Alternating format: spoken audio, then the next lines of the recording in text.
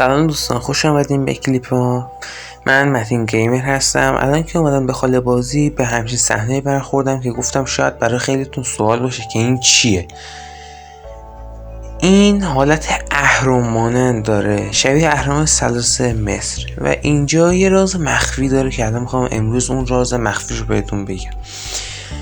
نگاه کنید، ممکنه الان من که اومدم داخلش یه صدای خیلی عجیبی داد که اصلا ترسناک نیست و هم برای همه همچین صدایی هست. اگرم بیایم بیرون اینها صداش قطع میشه. حالا راز مخفی اینجا چیه؟ نگاه کنید، الان اینجا هیچی نداره، مثلا داخل دیوار و اینا هیچ راه مخفی وجود نداره که بخواد جای سوال و تعجب داشته باشه که این چیه اینجا. اینا الان این دیوار که میکنی به بیرون راه داره، هیچ چیز غیر عادی داخل اینجا وجود نداره به غیر از یک چیز که الان بهتون میگم. اینا نگاه کنید، اینجا هیچی نداره، اینجا هم خود تاریکه و هیچی نداره، دیوار اینجا هم خب راه بیرون. این حالت آجر بنفش رو میکنی، نگاه کنید اون پایین یه جای مخفی هستش. فقط مراقب باشید اول بنفشه رو نکنید که وقتی میفتید پایین بیفتید سر این کلید و اینجا زیر این پر از TNTه.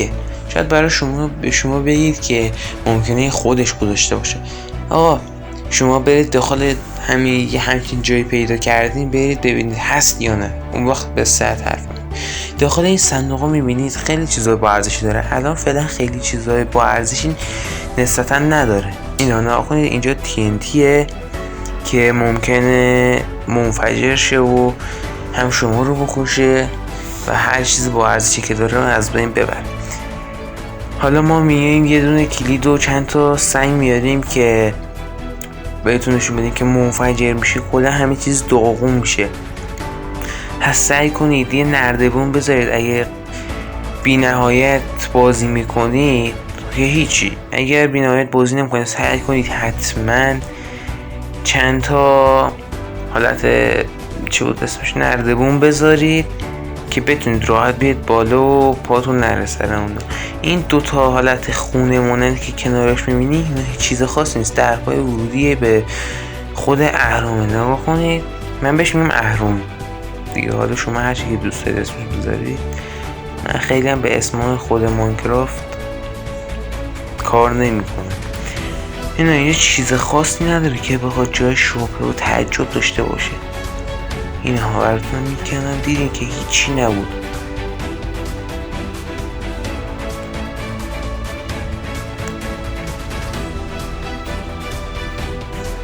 الان هر کس ممکنه که پیش خودش بگه که ممکنه چیز عجیبی اینجا وجود نداشته باشه، ولی خیلی چیز عجیبی وجود داره و همینم این راه مخفیش بود. من فقط تنها اینو کشف کردم و دیگه نمیدونم راه مخفی دیگه ای داشته باشه نداشته باشه و تا همینجا شما میدونستم. خیلی ممنونم که تا این لحظه با ما بودین. یادتون باشه لایک و کامنت یادتون نره، ما رو در چنل یوتیوبمون سابسکرایب کنید. خدا نگهدار.